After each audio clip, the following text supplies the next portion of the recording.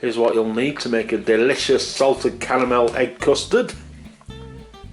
You're going to need some butter, some salted caramel flavouring, some nutmeg powder, eggs, plenty of eggs, some double cream, some milk, caster sugar and plain flour. First thing we're going to do is make the pastry.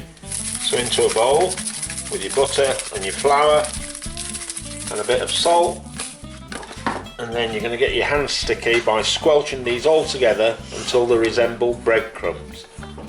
Now, because we're making a sweet and not a savoury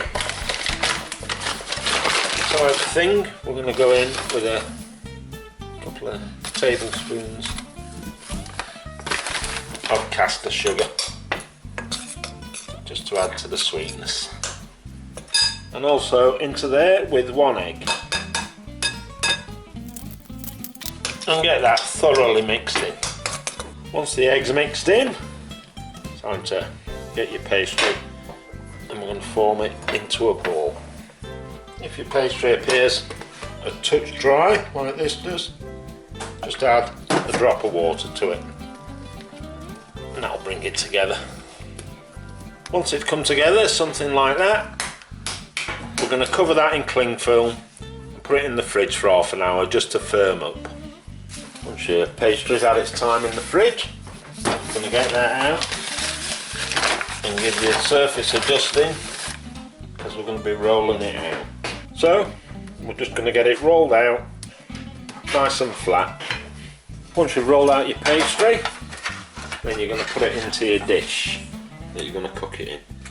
So if you want a thinner one, you're going to put your pastry in there, then you're filling in there. Or if you like a thicker piece of egg custard that I do, I'm going to do it in a cake tin instead. So gently get your pastry, drop it on your tin. Don't press it down, otherwise it'll all break away. So you're going to lift it and gently go around, easing it in. And once it's in, we can take off the excess around the edges. Once it's neatly trimmed, just prick the bottom with a fork. Then get some grease-proof paper, or oven paper as it's called. Squash that in, then we're going to weigh it down with something. I'm using pasta, but you could use rice or dried peas, anything like that, beans.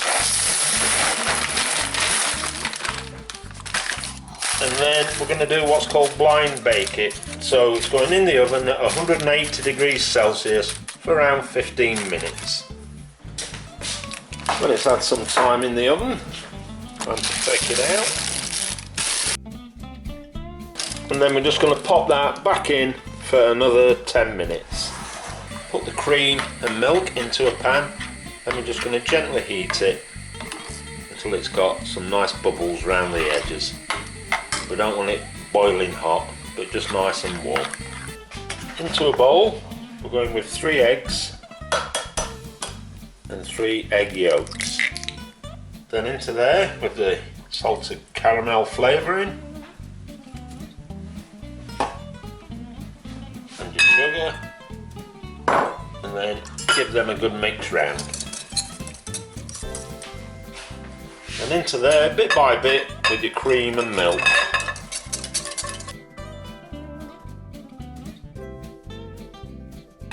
And then set that to one side.